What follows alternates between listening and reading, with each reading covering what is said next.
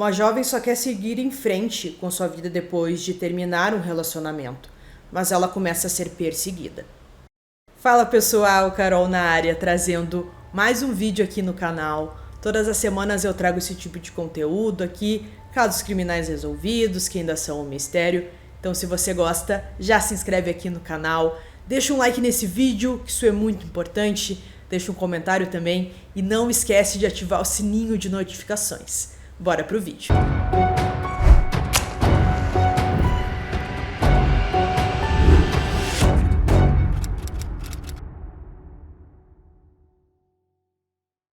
Quando Molly McLaren estava com 23 anos em 2018, ela estava no segundo ano da universidade em um curso de saúde e boa forma. Ela era uma jovem que tinha muitos amigos. Infelizmente, em algum momento de sua vida, ela lutou contra a bulimia. Mas ela estava determinada a superar seus problemas e até criou um blog para sua recuperação, na esperança de que isso ajudasse outras pessoas que também lidavam com o mesmo problema ou com outros transtornos alimentares. Além de escrever no blog e estudar, ela também trabalhava em meio período como assistente em uma loja. Então, no verão de 2016, ela conheceu um jovem através de um aplicativo de namoro.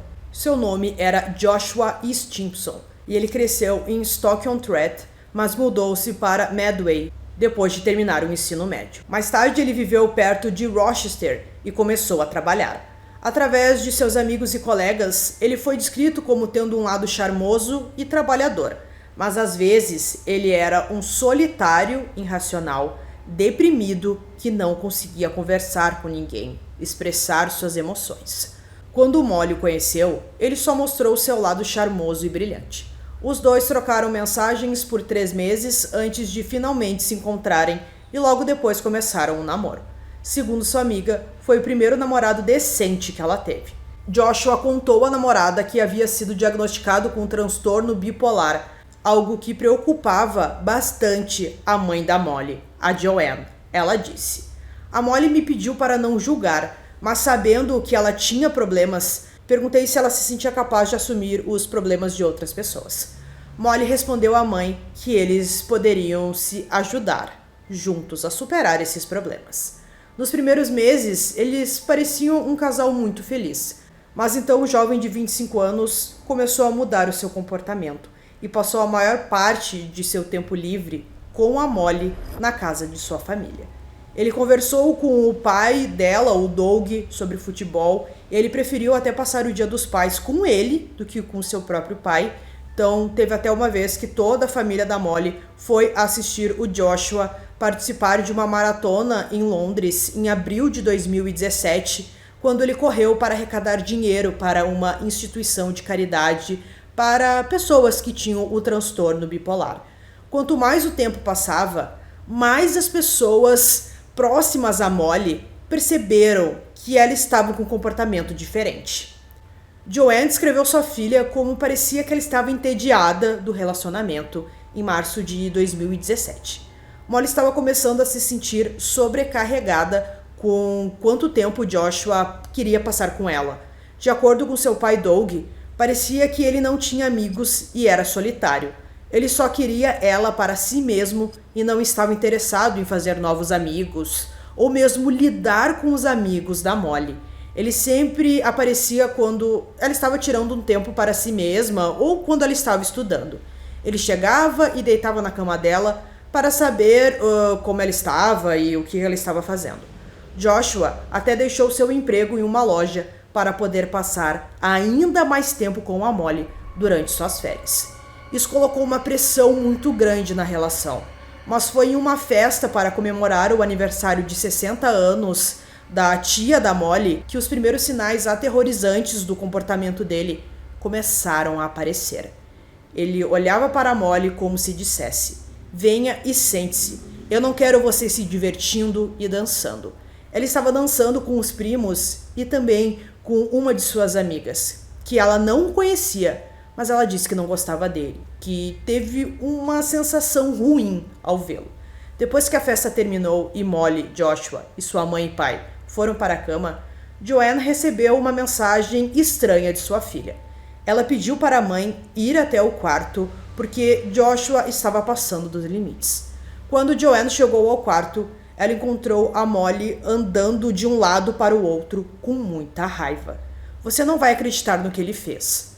Ele tem me gravado. Nesse momento, Molly não queria mais namorar com ele, mas ela não sabia como terminar.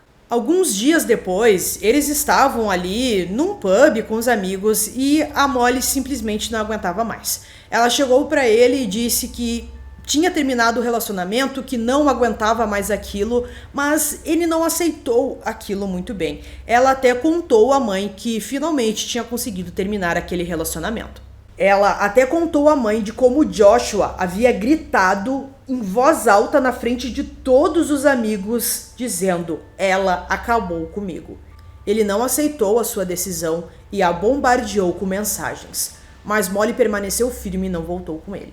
Depois disso, Joshua começou a fazer postagens nas redes sociais falando mal de Molly.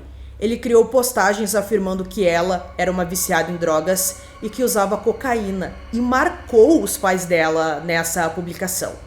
Os abusos duraram dias.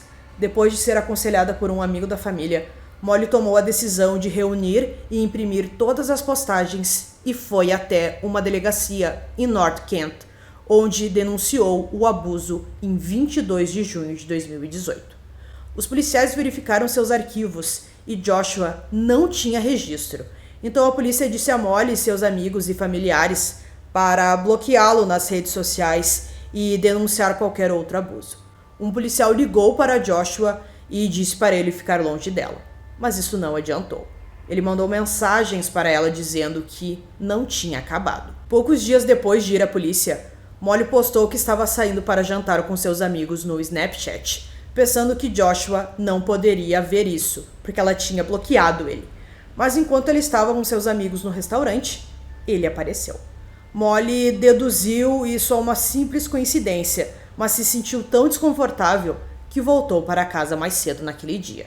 Em 28 de junho, Molly foi até uma academia porque ela precisava se filmar fazendo seus exercícios para se tornar uma instrutora. Mais tarde, ela foi até um pub local para comemorar com seus amigos que um deles tinha conseguido um novo emprego. E logo em seguida, Joshua apareceu no pub com uma garota. Mais uma vez, ela foi embora porque se sentiu incomodada. Em 29 de junho, a Molly precisou ir mais uma vez na academia para fazer ali os seus exercícios. Um funcionário a viu entrando às 10h10 e Joshua havia entrado atrás dela. E ela percebeu. Ela mandou uma mensagem para a mãe às 10h45 e disse: "Mãe, ele apareceu na academia e está do meu lado." Imagens da câmera de segurança mostram Joshua chegando à academia e procurando Molly para ficar perto dela. Sentindo-se novamente desconfortável, ela ligou para a mãe, que aconselhou a ir direto para casa. Infelizmente, essa foi a última vez que sua mãe falou com ela. Às 11h08, depois de seguir seus movimentos até o carro, Joshua abriu a porta do lado do motorista do carro e a atacou. O ataque foi testemunhado por várias pessoas que estavam no estacionamento, incluindo um homem corajoso chamado Benjamin Morton, que tentou deter o ataque, batendo a perna de Joshua na porta do carro e o puxando, e em seguida estacionando seu carro na frente dele para bloquear a sua fuga. Joshua acabou saindo e estava coberto de sangue. Ele foi visto ali limpando seu rosto e calmamente se entregou à polícia, dizendo: "Você me quer." Apesar dos esforços dos paramédicos, Molly foi oficialmente declarada morta às 11h43. O relatório da autópsia disse que Molly foi esfaqueada 75 vezes. A família dela ficou arrasada. Sua mãe teve que dar a notícia ao pai por telefone, já que ele estava trabalhando em um barco muito longe de casa. Apesar de ter sido encontrado no local, coberto de sangue e com a arma do crime no carro da Molly, o Joshua causou mais um inferno na família ao se declarar inocente de assassinato, mas culpado de homicídio culposo. Ele alegou diminuição da responsabilidade e insistiu que não se lembrava de nada sobre o ataque, o que significava que o caso iria a julgamento e os entes queridos de Molly precisariam ouvir os detalhes horríveis de sua morte. Durante o julgamento foi dito que Joshua teve problemas com mulheres no passado. Alexandra Dale e Leah Hubbard, que namoraram ele, testemunharam sobre sua natureza controladora e possessiva. Alexandra disse ao tribunal que Joshua tentou ligar para ela 25 vezes em um dia depois que eles passaram uma noite juntos, antes que as coisas piorassem cada vez mais. Ele ainda ameaçou afogá-la enquanto ela estava de férias e furou todos os pneus de seu carro. Lia contou uma história muito semelhante de como os dois começaram a namorar, apenas para Joshua ficar cada vez mais controlador quando ela nem sempre estava disponível para ficar com ele. Por fim, ela disse a ele que se ele voltasse para seu apartamento, ela chamaria a polícia, depois que ele a seguiu em um bar e, em uma ocasião, cuspiu uma bebida sobre ela. Esses detalhes levaram a uma revisão de homicídios domésticos que foi realizada pelas parcerias de segurança comunitária de Kent e Medway, revisando como o caso de Molly foi tratado pelas autoridades. Foi descoberto que a polícia falhou em investigar adequadamente as alegações feitas contra o Joshua 4 anos antes da morte da Molly. Na época, ele namorava com Lia, na qual ela relatou mensagens de texto e assédio às autoridades. Mas as mensagens não foram registradas como crime. Não havia provas suficientes que o ligassem a esse caso. E finalmente Joshua recebeu uma mensagem de um policial apenas dizendo para ele ficar longe. A polícia de Kent não foi informada do passado de Joshua quando ele se mudou para o condado. E como ele nunca havia sido um suspeito formal ou advertido por quaisquer crimes, ele não estava presente em nenhum banco de dados. A revisão de homicídios domésticos disse: a relevância potencial do envolvimento da polícia depende se as coisas tivessem sido feitas de forma diferente. A polícia de Kent poderia ter descoberto sobre o incidente de 2013, quando Molly relatou suas preocupações sobre Joshua em 2018. Em 2016, a polícia de Staffordshire mudou sua política, o que significa que os policiais agora são obrigados a registrar o stalking como um crime, mesmo que as vítimas não queiram levar as coisas adiante. Quanto ao Joshua, ele foi considerado culpado de assassinato em 6 de fevereiro de 2018. Ele foi condenado a pelo menos 26 anos de prisão. O júri levou menos de 4 horas para condená-lo por assassinato. O juiz Williams disse algo a ele durante o processo judicial. Isso foi um ato de maldade. Você tirou a vida de Molly deliberadamente da maneira mais cruel. Você estava determinado a puni-la por terminar o relacionamento com você. Você estava buscando vingança. Ela tinha 23 anos, era bonita e inteligente. A dor e a angústia de sua família são evidentes para todos verem. Você é um jovem altamente perigoso e representará um risco muito considerável para as mulheres por um período muito considerável no futuro.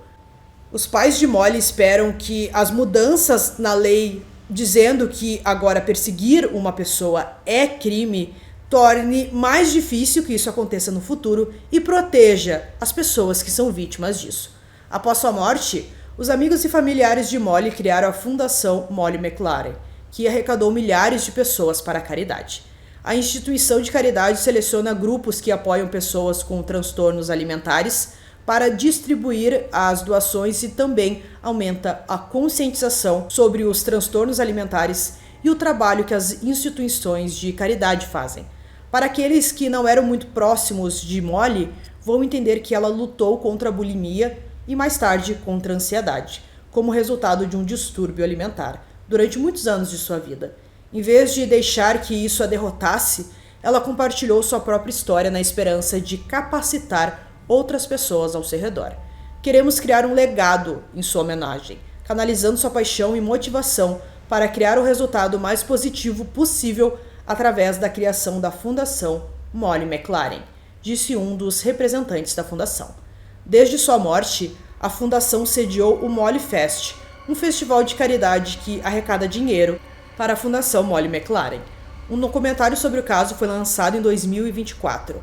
Amy, uma das melhores amigas de Molly, disse o seguinte: decidimos participar do documentário na esperança de podermos aumentar a conscientização sobre a perseguição e destacar os perigos associados a ela.